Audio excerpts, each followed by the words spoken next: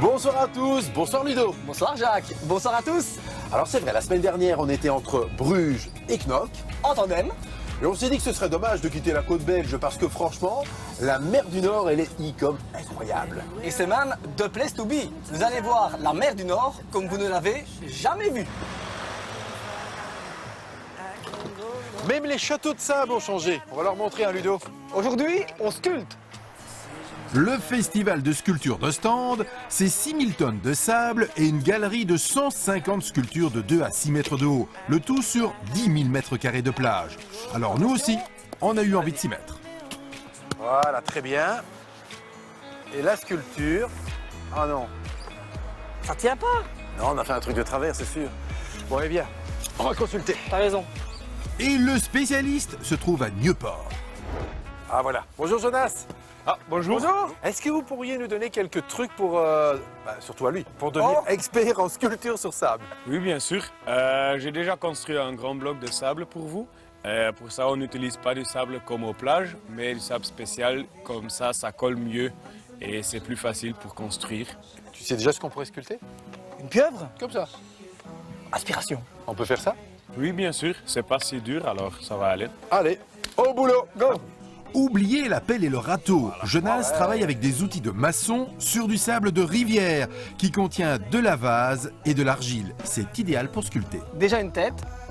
Il y a 3 techniques, le moulage, l'empilement ou la sculpture dans la masse. Pour sculpter, c'est le plus facile si on coupe de l'extérieur vers l'intérieur et de haut vers le bas. Et comme ça, on peut enlever très bien le sable quand on n'a pas besoin. On a choisi, notre pieuvre sera sculptée dans la masse. Comme ça.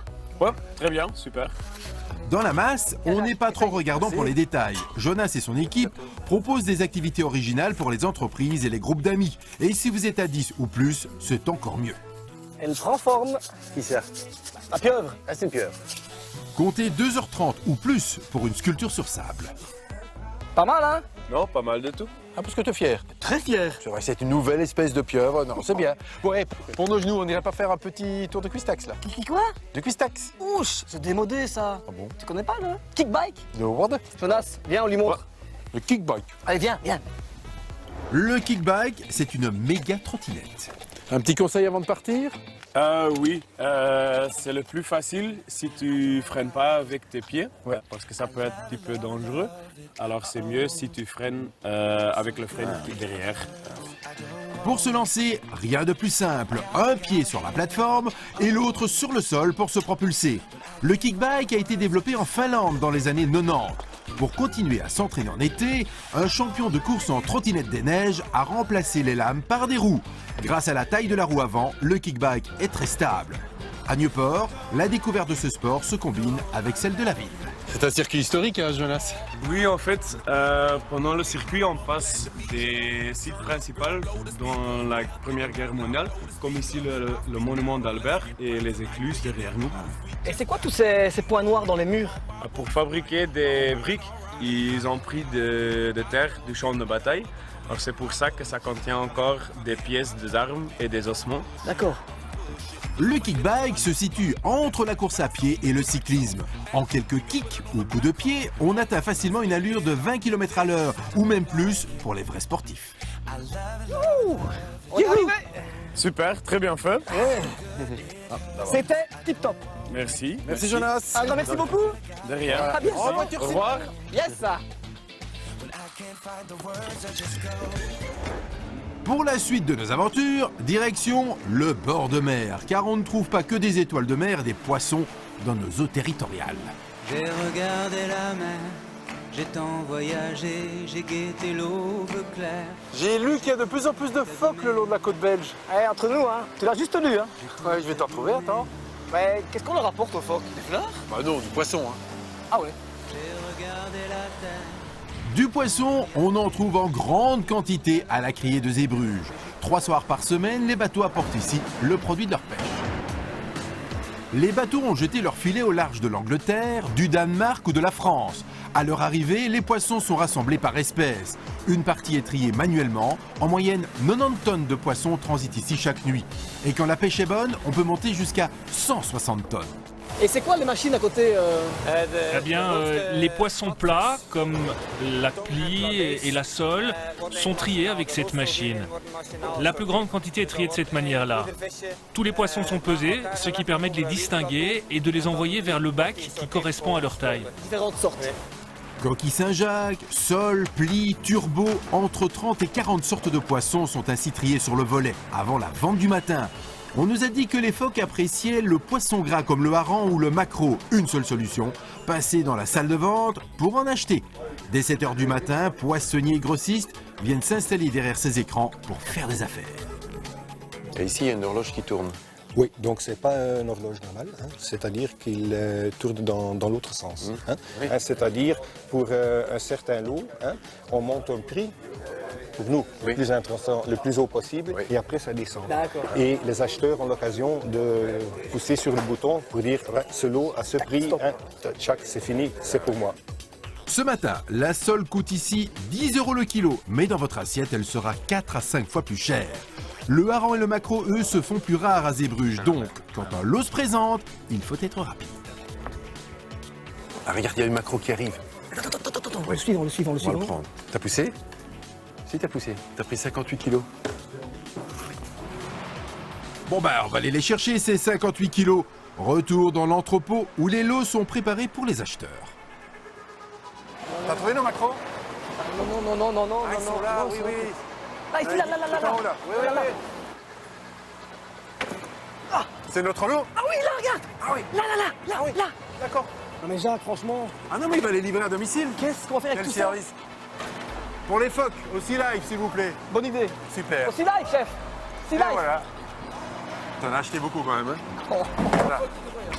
Un phoque peut ingurgiter 7 kilos de poisson en une fois. Plus d'inquiétude pour notre stock. Il est tort de le donner, hein? Tu m'étonnes. Ah, ici. Regarde ici, là. Tiens, regarde ça. C'est bon. Voilà. Fais-moi des bulles. Tu le veux? Allez, je te le donne. 1, 2, 3, hop. Oh, il est dedans, putain. Au large de nos côtes, on trouve deux sortes de phoques, le veau marin et le phoque gris. Chaque année, des jeunes s'échouent sur la plage. À Blankenberg, on est prêt à les accueillir. Comment ils échouent sur la plage? Ah, l'échouage, en fait, ce sont généralement des bébés âgés de quelques semaines ou quelques mois maximum, qui en théorie ont encore besoin de leur maman, mais ils peuvent avoir été séparés de leur maman par une grosse tempête, par des promeneurs, par des chiens sur la plage, par des renards. Et vous en avez récupéré? Beaucoup? Entre 20 et 30 chaque année, et ça fait maintenant 15 ans d'exploitation, nous sommes à 345 bébés sauvés et réhabilités. Les jeunes phoques passent quelques mois au centre pour reprendre des forces avant d'être relâchés. J'ai entendu dire qu'on pouvait adopter les phoques. Oui, effectivement, tous nos bébés phoques peuvent être adoptés, puisqu'un bébé phoque en fait nous coûte 2 500 €, ce qui est beaucoup d'argent. Et nos visiteurs peuvent nous aider simplement en payant 500 € pour adopter un bébé phoque. Okay. Pour cette somme, en fait, ils peuvent donner un nom à leur bébé phoque, ils peuvent lui rendre visite autant qu'ils le veulent, ils peuvent aller le voir sur Internet ou à travers une webcam. Et le jour du relâché, ils peuvent simplement ouvrir la porte pour rendre la liberté à leur bébé phoque sur la plage. Parfait, ça. C'est top, hein? Merci beaucoup, Manu. Est-ce qu'on pourrait aller dire au revoir aux phoques et aux otaries? Pour les phoques, c'est difficile, ce serait sous l'eau, mais pour les otaries, hors de l'eau, c'est tout à fait possible. Allez, on essaye. On va essayer. Ciao. Pour 50 €, vous avez la possibilité de passer un quart d'heure en tête-à-tête avec les otaries et les phoques. Au programme, une séance photo et plein de bisous mouillés. Tu sais comment on dit au revoir à une otarie, toi? Avec un bisou, non? Ah, tu veux donner un bisou, toi? Ah bah oui. Ouh, après toi, alors. Ouh, vas-y. Milo, kiss and wait, kiss and wait.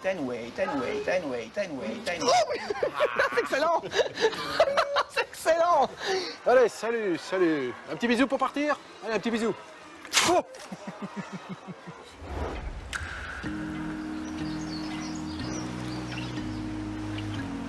On va marquer une petite pause et nous avons une très bonne nouvelle puisque nous vous proposons de partir aux commandes de ce bolide.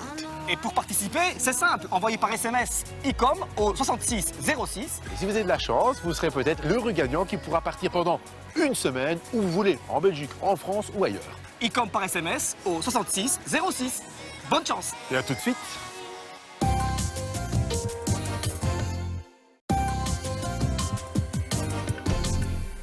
On est quand même bien ici, hein. Ah oui, ça donne envie d'aller faire un tour en mer. Hein. Ah oui? T'as pas le mal de mer au fond? Mais je sais pas. C'est pas vrai. Non. Attends, je connais un truc infaillible pour savoir si tu as le mal de mer. Mais il faudra s'accrocher. Hein, ah oui, attention. Mais où tu m'emmènes là? Chez les cooks. Cook comme les cooks? Oui, en flamand, OE. Ok. Mais ils font quoi? Ah, bah tu vas voir.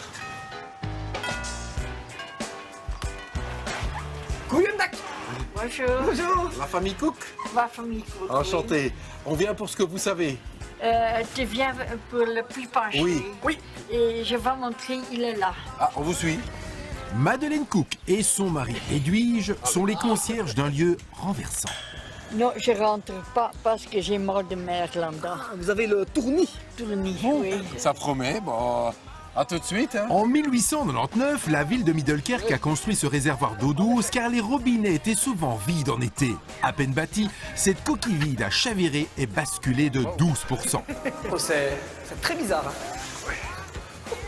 Hein. Dès que vous êtes en bas de l'escalier, vous perdez automatiquement votre équilibre. C'est automatique. Vous allez alors avancer et vous poser sur le mur derrière moi. C'est terrible ce que vous allez ressentir en vous décrochant du mur. Vous aurez la tête qui tourne. Et vous jamais? Moi jamais. Mets tes talons contre les murs, comme ça, est une... Impossible. On se sent comme ivre ici. D'où le nom de cet endroit, le Dronkenput, le trou du soulard. On titube comme des ivrognes à l'intérieur, mais dès que vous sortez du réservoir, c'est fini. On se sent mieux. Fais-moi confiance. Oui. Allez, Voilà, colle tes pieds, colle. Ils sont collés, là, ils sont collés. Allez, voilà. T'es droit là. Ah oui, là, je tombe. Hein. Si lâche. Ah, je suis mort. Que s'est-il passé? Wat is er gebeurd? C'est l'eau contenue dans le sol qui a poussé le réservoir vers le haut. On l'a posé sur le sol à plat, mais l'eau du sol l'a poussé. En une nuit, le réservoir a bougé et il s'est retrouvé complètement de travers. Bon Jacques, je commence à avoir des crampes moi. Moi aussi. On y va? Edwidge, merci beaucoup. Merci, Bobo. À bientôt. Salut, À bien Jacques. On n'a jamais réussi à redresser ce puits. Tant mieux, la famille Cook ne se lasse pas de voir les touristes tituber devant leurs yeux. J'espère qu'il n'y aura pas un alcotest à la sortie. C'est clair.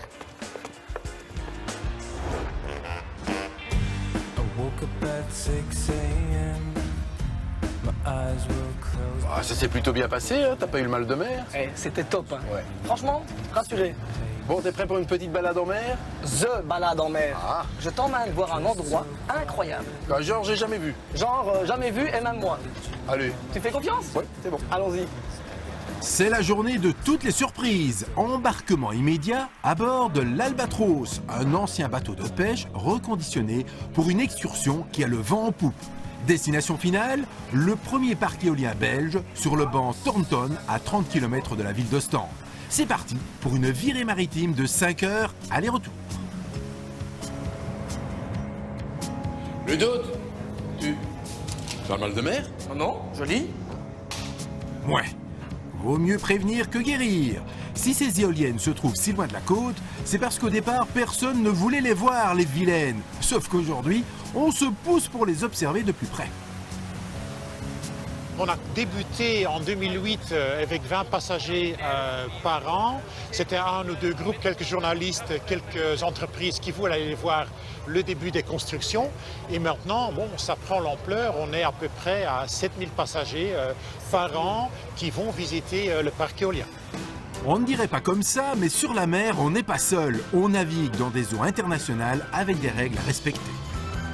On va croiser la route internationale du trafic avec des porte-conteneurs, des grands bateaux qui viennent de l'Orient et qui transportent toute la marchandise pour les ports de Zeebrugge, Rotterdam, Anvers.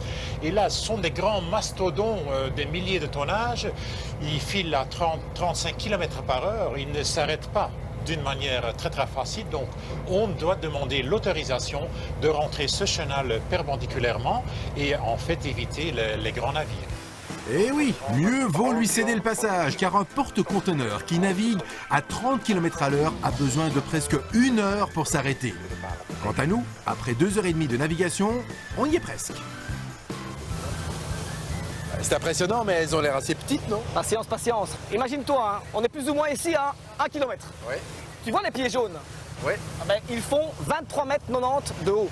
D'accord. Mais quand la pale est tout en haut, du sommet de la pale jusqu'au niveau de l'eau, il y a combien de mètres? 180 mètres. 180, ça fait... Pour faire simple, imagine-toi l'atomium sur l'atomium.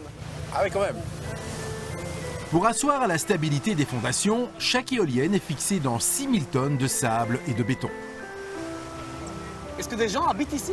Et ici, non, parce qu'on est à 30 km en dehors de la côte, mais il y a des gens qui travaillent sur base journalier, des techniciens, des ingénieurs.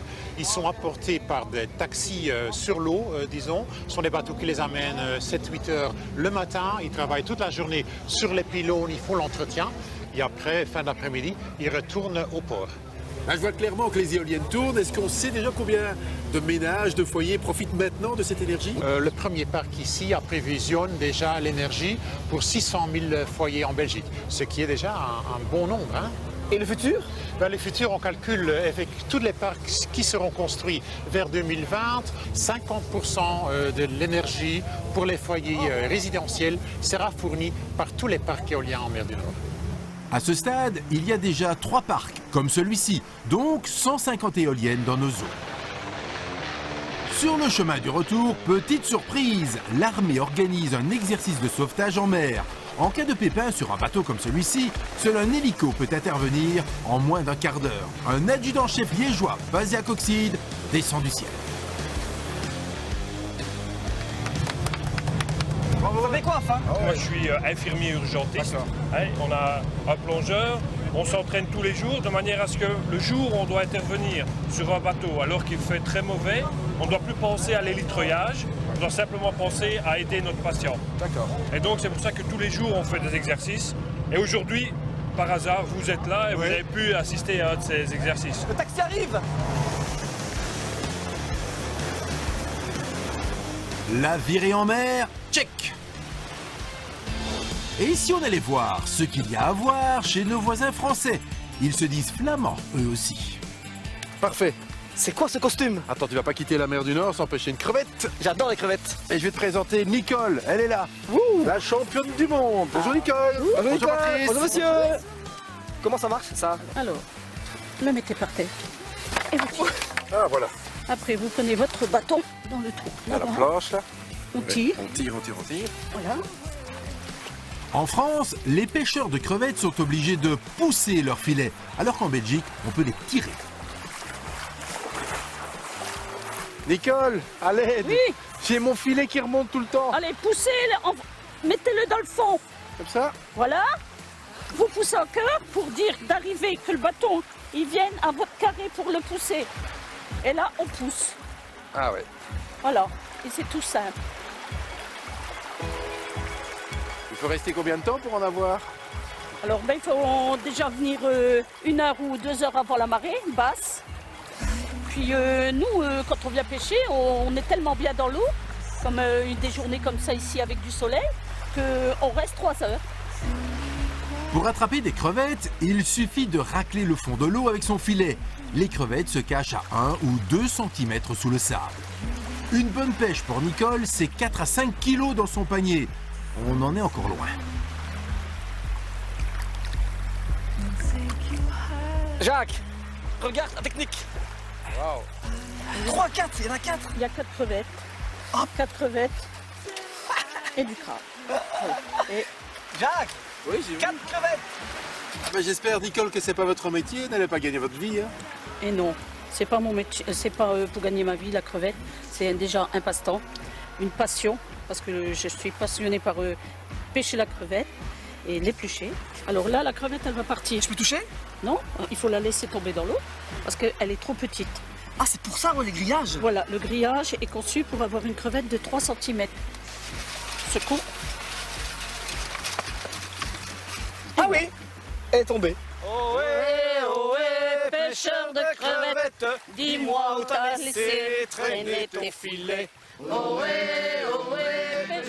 Dans le petit village de Lefrancouc, la pêche à la crevette est un passe-temps pour de nombreux habitants. Tous les jours, quand le temps le permet, Nicole et son mari sont dans l'eau. Et si on relevait pour voir ce qu'on a pêché? Bonne idée. Là aussi, il y a une technique, toujours face au vent, pour bien gonfler les filets. Vous avez le coup de main là, pour les enlever? faut toujours rester optimiste. Ouais, c'est vrai. Vous pensez à quoi quand vous pêchez comme ça? À rien, on fait le vide. Là. Mais c'est hyper relaxant. C'est hyper relaxant. C'est zen, c'est tranquille, on est bien. On est... Vous aimez? Hé, regarde! C'est le Dragon Put high-tech. Ça y ressemble. C'est quoi, Nicole? C'est un bunker de la guerre. Et c'est un artiste qui l'a recouvert de miroirs. Ah ouais, il est occupé à le faire d'ailleurs. Il est occupé de le faire, là, mais il travaille. Retour à la maison. Les crevettes vont passer à la casserole. Donc ici, on a besoin de crabes pour cuire les crevettes, c'est ça? Oui, c'est ça, parce que avant de faire cuire les crevettes, il faut faire une saumure. Et pour la saumure, il suffit de plonger les crabes quelques minutes dans l'eau bouillante, de les retirer et de garder le bouillon pour y plonger ensuite les crevettes. Ça leur donnera une belle couleur et une belle saveur. Parole de Patrice. Ludo, tu peux mettre les crevettes dedans parce que tu fais rien depuis tout à l'heure là. Oh. Nicole, tout rappelle ici que vous êtes championne du monde, hein, les crevettes sur votre t-shirt et puis surtout dans l'armoire à trophées. Chaque fois que vous gagnez, vous recevez une petite statuette. Hein, une statuette. qui représente la vie des pêcheurs. Voilà. Et là, vous avez carrément comme Miss France. Hein, Et voilà, l'écharpe. Je peux vous la passer? Oui. Et voilà. Donc, championnat du monde de décortiquage de crevettes grises. Comment on obtient le titre? On a 10 minutes pour décortiquer un maximum de crevettes. Ah! Les crevettes sont cuites! Oh, joli! Voilà. Alors, Nicole, faites de nous des champions. Qu'est-ce qu'on va faire? Là, on prend une poignée, on attend le top départ, on décortique et on voit le gagnant. Top départ! Le championnat du monde a lieu à Lefrancouc chaque année, en août, depuis 10 ans. Ah là, il y a de la triche, là. Hein. 120 participants s'affrontent, la pression est forte pour Nicole. Allez, allez, on y croit. Allez. C'est quoi la technique? La technique, c'est de ne pas les manger, déjà. Je craque un petit peu le haut de la coquille. J'appuie, je tourne. Voilà, la queue est partie. Et après, on appuie sur la tête et hop. Impossible de tenir le rythme de Nicole. Top, levez les mains. Nicole décortique plus vite que son ombre et remporte la victoire. Mon record l'année passée, et pour faire le concours, est de 177 grammes. En 10 minutes. En 10 minutes. Et le numéro 2? Et le numéro 2, 124. Wow. Bonjour, la pression. Hein. Vous avez gagné 8 fois en 10 ans. En 10 ans. Et l'an prochain? Comme je dis toujours, on va essayer de gagner. On va essayer de garder son titre. Voilà. Patrice et Nicole, elles sont excellentes. Merci d'être venus. À bientôt. À bientôt. Au revoir les champions. Au revoir et bonne chance, Nicole. On espère vraiment qu'elle gagnera son concours, Nicole. Et en attendant, nous aussi, on a un concours pour vous. Nous sommes arrivés à la fin de cette émission, mais nous vous offrons encore une nouvelle chance de partir au volant de notre motorhome. C'est très simple, envoyez ICOM par SMS au 6606. Et vous serez peut-être l'heureux gagnant qui partira pendant une semaine aux commandes de notre bolide. Jacques, les clés. Oh ben on vous les met sur la roue avant. Discretos. Merci de votre fidélité. Et à très bientôt. Ciao.